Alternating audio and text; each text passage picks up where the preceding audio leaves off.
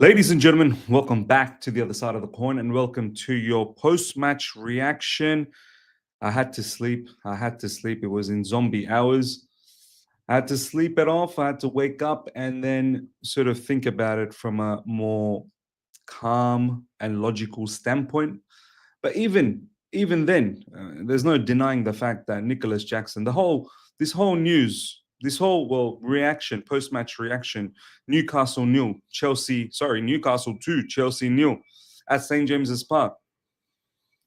It's been it's going to be dominated by Nicolas Jackson's conversation. You know what? Luckily enough, Nottingham Forest have dropped points, so still everything is within our control. But the way we capitulated in that first half, kind of, it was very disheartening. It was definitely very, very disheartening, and honestly, I did not expect a loss. It was a very good second half, which we're going to get to. Now, we're going to talk about Nottingham Forest as well, how they dropped points. We obviously need to talk about this match first, how we've royally screwed that first half up, and Newcastle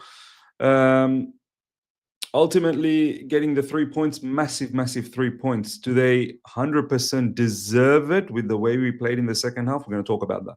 All right, now, look, Nicolas Jackson, ladies and gentlemen, he's absolutely ruined it for us. He's absolutely ruined it for us. That first half, within the first 1.5 minutes, Newcastle scored. That stadium, it's incredible. St James's Park. If you're scared, if you're nervous, that stadium will eat you up. You need to go into that stadium with a very, very strong mindset. Now, as a fan, I'm sorry I believed that my team could do it, because I thought there was some momentum building. I thought getting a victory against Fulham, against the grain, I thought Fulham had complete control of that game and we ended up getting a victory. I thought getting a gritty victory against Everton, top stuff. I thought a fantastic performance against Liverpool is also morale boosting for us. I thought all of this stuff, and then mixing the Conference League wins as well. I thought all of these things, they're improving our morale. They're giving us a boost. I thought just maybe, and that's shame on me to believe like that, right? But just maybe it's changing for us. We've turned a corner. We're going to show a lot of maturity. We're maybe just starting to understand. We're maturing as a club. But no, that first half is what decided this tie. Decided this match against Newcastle. We, from the get-go, looked so scared, so nervous, so unorganized, unstructured. We were all over the place. Newcastle were on us, wave after wave after wave of attacks. And they got the goal straight away within 1.5 hours. We had a corner which didn't lead to anything. We had several corners, and that's another story on itself. But that's been the theme this season anyway. We attacking set pieces, especially from corners. We don't do nothing. Off the back of that, I remember Newcastle went off to a bit of a counter-attack, and Romeo Lavia screwed up for the first goal. He got swamped, he got mauled, he coughed up the ball, which then led to a cross from the right side, and I believe it was Sandro Tonali who was there for the tap-in. But it was early in the game. And I thought, you know what? I want to believe. I want to believe that my team can bounce back. I want to believe that my team can do the trick. But there was none of that sign, man. And the first half, you have to say, Maresca, what was the game plan? Why did our midfield look so open? Why did it feel like Newcastle could do anything to us? Because the second half was a complete different contrast. So obviously there was a difference there. And I think Cucurella was a huge difference maker in the second half, and we're going to get to that. And then, of course, the red card in this first half, somewhere in the middle of first half, where it was just ruined for us. Nicolas Jackson, even prior to the red card, ladies and gentlemen, was pathetic. He wasn't winning any duels. We weren't winning any duels anywhere in that first half anyway. But Nicolas Jackson, he wasn't winning any duels. He wasn't winning any 50-50s. He wasn't able to hold up the play. Every time we went long, because at times we had to go long or else we were going to cough up in the back, Nicolas Jackson did not provide an outlet for us. And this problem we created on our own.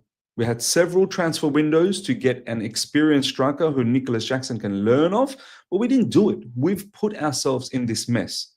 In the January window, we were all screaming out, let's get an experienced striker. We didn't do it. We've put ourselves, we've contributed to our downfall. On our own. Consciously. We've consciously made ourselves be in this situation where besides Nicolas Jackson, we don't have anyone else. And now it's a bigger problem. So he picks up a red card, ladies and gentlemen. He picks up a red card, middle of first half, and it's a blatant red card. Blatant red card. Elbow straight to the face of the Newcastle defender.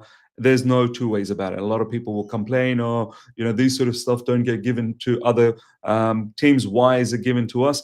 Look, I don't know what happens elsewhere, but from what I saw, Nicolas Jackson wasn't even looking at the ball. He had his eyes fixated on the defender and he smashed him with the elbow. Complete brain fart. Complete brain implosion. Reckless behavior. Absolutely reckless behavior. In the context of the game as well. Such an important game, such an important moment. He must have got frustrated. He must have felt that, look, I'm not doing anything. I'm not contributing anything. He felt frustrated and he just laid one. And it's put the team in immense pressure. It's difficult as it is with 11 on 11. And then you're a man down at St. James's Park. The task just becomes that much tougher. And on top of that, he's got a direct red. So he's now out for the rest of the season. For the 2 remaining games, we don't have a striker.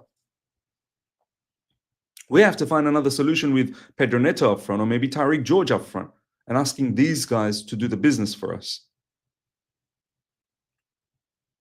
Nicolas Jackson, my man, he's been reckless, all throughout the season. Erratic behavior, back-chatting, getting involved in fights that doesn't even warrant him to be there. In such a crucial moment of the season, for him to do something like that is incredible. Absolutely ruined it for us. Ruined it for the entire team. Luckily enough, second half, we do a little bit of tactical twitch. Reece James comes on. Cucurella started to bomb forward. We take Madueke off. Madueke was pathetic. Everyone else was pathetic anyway, to be honest. Madueke was poor. In the first half, I'm talking about. Enzo Fernandez wasn't great in the first half either. Cucurella was shaky as well in the first half. And many more. In the second half, however, I have to say, ladies and gentlemen, we deserve something. We definitely deserved something before Bruno Guimaraes' crazy shot, which was deflected. The way we came out in the second half gave me a lot of heart. And we have to praise the second half performance. With a man down, the way we went toe-to-toe. We had chances. Cucurella had a shot. Enzo Fernandez had a header. Reece James had an open header. We deserved something before they scored their second goal. Cole Palmer had a stinker, though, in the second half. He had probably a better first half, but he had a stinker in the second half. Cucurella put in a shift and a half in that second half. Moses Caicedo was a damn boss all throughout the game. Damn boss. The way Moses Caicedo was carrying us in midfield. Romeo Lavia had a better second half. But the damage was done with, had we just had one more, that player. Had we just had 11 on 11, maybe second half we could have done something with 1-0 down. So yeah, kudos to the team to at least turn it around in the second half, but the damage was done. The damage was done, and this immaturity in the group, it continues, and it's because who's the leader? Who are the leaders in the team? Who are the leaders? Who are the leaders? Enzo Fernandez in recent times has been leading well, but even he was having he was having arguments all throughout the game. Reece James doesn't start for us because we like to play with Caicedo, pseudo right back coming into midfield. Fine, and Reece James needs to sort of feel his way back in. He's been injured for so long, so many seasons.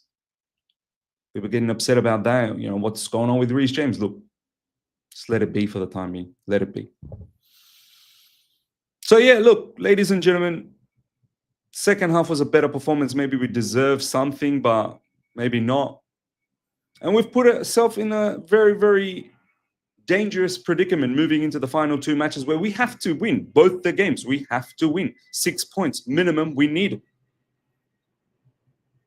Luckily enough, ladies and gentlemen, Nottingham Forest have dropped points as well to Leicester at their home ground, which gives us a lifeline. Luckily enough. And this is why I wanted to wait, see what was the result that was going to happen against Nottingham Forest, against Leicester for Nottingham Forest. And they've dropped points. And their owner, post-match, I don't know what happened. There's a clip that's circulating around. He looked irate. And of course he would be. Nottingham Forest have blown this. From where they were most of the season, being third and comfortably third, the way they've capitulated, wow, a lot of people predicted this. I didn't. I thought maybe they'll stick around. They got a draw. They had an opportunity to move forward, and they were actually in front at one stage until Leicester equalized closer to the end of the game. But we got a lifeline. We got a lifeline. We're fifth. However, don't forget Aston Villa. Aston Villa's final two matches are Man United and Spurs. And those two don't give a damn about the Premier League anymore. They're thinking about the Europa League final. Man United lost again. I think Spurs lost as well. Both the teams lost quite comfortably. So Aston Villa will pick up those 2 wins. Can we now do our business? We've got a lifeline with Nottingham Forest, but don't forget Aston Villa. We have to beat Man United and hope that other teams drop points. Aston Villa, Nottingham Forest again. But can we do the business against Man United? You'd think we should. We should be able to. But you just never know. Some sort of funny business can happen. And now without a striker. Ladies and gentlemen, let me know your thoughts. Very, very disappointed, a bit disheartened that we at least didn't pick up a draw. But let's see what we can do for the remaining 2 games. Our future for Champions League football is still within our hands. And I hope we can find a solution. No Nicolas Jackson up front. We need to find a solution in these final 2 matches. Our team, the way we played in the second half, we need to put that type of performances for the final 2 matches. It's a must. Ladies and gentlemen, let me know your thoughts. Smash up the like button. If you're here for the first time, subscribe. Hit the bell notification to stay in touch with all my content. Till next time, take care. See ya. Bye.